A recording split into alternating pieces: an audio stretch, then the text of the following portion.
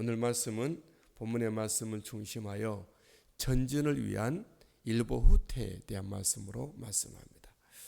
우리가 어떤 일을 행함에 있어서 게임도 그렇고 작전도 그렇고 우리 일상도 마찬가지, 신앙생활에서도 그렇습니다. 우리가 더 큰 전진과 온전한 우리가 나아감을 위하여서는 가끔씩 일보 후퇴할 때가 있습니다. 소위 말하는 멀리 뛰기 위해서 움츠린다, 그런 이야기가 되겠습니다. 모세도 일단 하나님의 백성들을 온전히 이끌어내는 그 일들을 위하여서 일보 후퇴를 하게 되죠. 모세는 바로에게 후퇴하여 하나님께로 나아가 아뢰입니다. 22절, 모세가 여호와께 돌아와 싸우려되.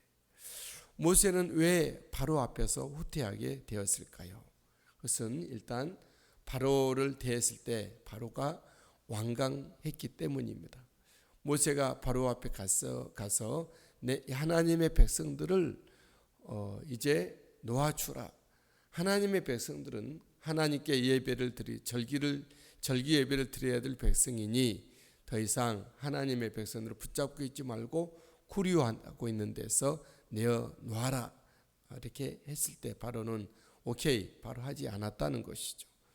바로는 어찌하여 여호와가 누구이간데 내가 그 백성들을 내어놓겠느냐, 여호와를 알지 못하니 백성들을 내놓지 않겠다, 이렇게 말하고 오히려 더 백성들에게 더 학대를 하죠.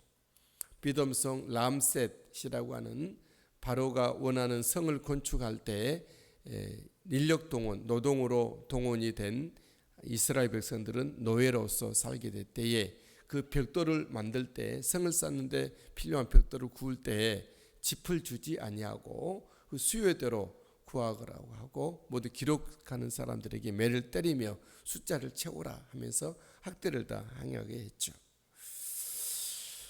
세상은 신자들에게 그렇게 호락호락하지 않습니다. 우리가 원하는 대로 세상이 오케이 다 하지 않는다는 것이죠. 우리가 무엇 하나 세상이 우리에게 바로 허락하는 것은 있지 않다는 거죠.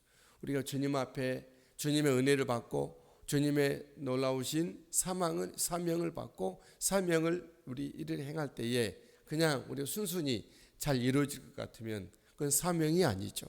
사명은 힘을 내야 되는 것이고 땀을 내야 되는 것이고 때로는 눈물도 필요하고 때로는 피도, 때로는 영적인 싸움도 있어야 있는 것이 바로 사명의 현장이라고 하는 것이죠.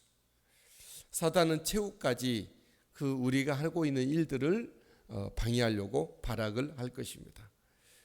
이때 우리는 잠시 후퇴할 수가 있다라는 거죠. 모세가 바로 앞에서 잠시 후퇴하여 있는 것처럼 모세가 후퇴할 때 후퇴만 하고 있지 않고 하나님께로 바로 가고 있는 모습을 우리는 보았습니다. 여호와께 돌아와서 아뢰되.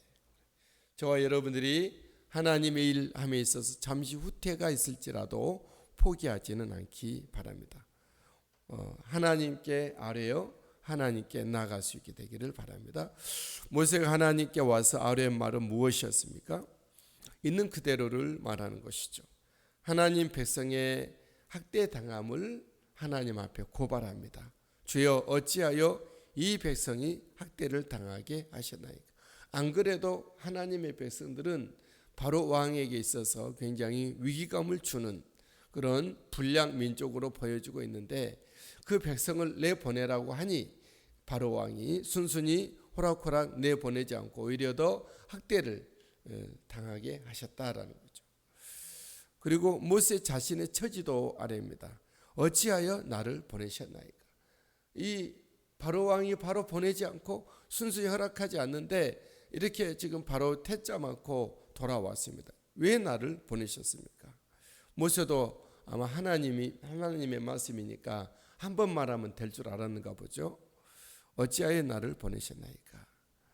그리고 바로에게 요구했을 때 더 학대하고 하나님도 구하지, 하나님도 함께하지, 하나님께서도 역사하지 않고 이 백성을 구하지 않았습니다. 그런 얘기를 하죠. 23절, 내가 바로에게 들어가서 주의 이름을 말한 후로부터 그가 이 백성을 더 학대하며 주께서도 주의 백성을 구원하지 아니하시니이다. 여러분, 하나님의 백성이 나아갈 곳이 있습니다. 하나님 우리 아버지입니다. 우리 어떤 일을 하다가 일부 후퇴하게 될 때 가야 될 곳은 정말 구석진 곳이 아니라 하나님 앞이라는 것을 기억하십시오. 갈보리 십자 앞으로 나아가 주님 앞에 나아가고 늘 주님의 그 곳에 이르러 주님 앞에 품하고 주님 앞에 아뢰는 우리가 우리의 모든 삶의 스토리를 이야기하고 하나님 앞에 정말 아뢰는 우리가 될 수 있게 되길 바랍니다.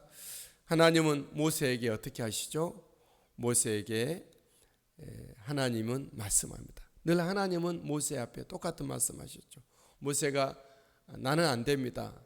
나는 백성들이 믿어주지도 않고 백성이 따라주지도 않을 거고 나는 본래 말도 잘 못하고 입이 뻣뻣하고 혀가 둔합니다. 이렇게 핑계를 쭉 늘어놓을 때도 하나님은 같은 말씀하셨죠. 내가 너와 함께 하겠다. 너는 일어나 가라. 이제 가라. 그렇게 말씀하셨죠. 하나님은 역시 똑같이 바로에게 모세에게 말씀하죠. 일어나 강한 손으로 바로를 치겠다. 그렇게 말씀하죠. 1절에 여호와께서 모세에게 이르시되 이제 내가 바로에게 하는 일을 네가 보리라.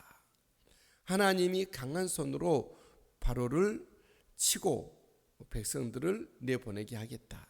1절 하반절 강한 손으로 말미암아 바로가 그들을 보내리라. 하나님의 강한 손 때문에 바로가 하나님의 백성들을 내쫓겠다 그런 거죠. 강한 손으로 말미암아 바로가 그들을 그의 땅에서 쫓아내리라. 하나님의 손을 본문에서 소개하고 있어요. 하나님의 손은 강한 손이다라는 거죠. 바로가 아무리 강력하고 완강할지라도 하나님의 손은 더 크고 강하다 이런 말씀이죠. 하나님의 백성을 위한 손길이 바로 그런 것입니다. 강한 하나님의 손으로 하나님은 그의 백성을 붙드시고 강한 하나님의 손으로 원수를 내치시는 하나님이십니다. 우리에게 하나님의 강한 손이 역시 있고 역사하고 계신다는 것을 기억하십시오. 우리를 붙잡고 있는 하나님의 손은 강한 손이고 우리의 원수를 대하여 맞서서 행하시는 하나님의 손은 강한 손입니다. 그러므로 우리가 너무 처져 있거나 너무 움츠리거나 그러지 않게 되길 바랍니다.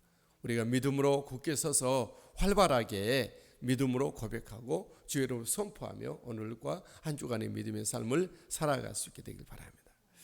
하나님은 하나님의 백성을 붙잡고 있는 세상을 하나님의 손에 의해서 세상은 이제 당하게 될 것입니다.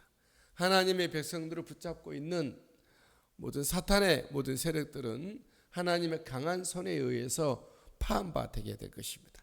우리에게 와야 할 하나님의 은혜와 하나님의 축복들을 사탄들이 막고 있습니까? 하나님의 강한 손에 의해서 산산조각이 나고 무너지게 될 것입니다. 사탄 마귀들이 아무리 그들이 정말 교활하고 강력하다 할지라도 하나님의 강한 손 앞에는 아무것도 아니고 그들은 심판받을 것입니다. 하나님의 의지는 무엇입니까? 하나님의 백성들을 내보내라. 하나님의 백성들이 하나님 앞에 예배할 것이다. 하나님의 백성들이 하나님의 약속의 땅을 차지할 것이다. 하나님의 언약 그대로 행하시는 하나님이십니다. 강한 팔로 우리를 안보하시고 강한 손으로 원수를 치시는 우리 하나님을 찬양합니다.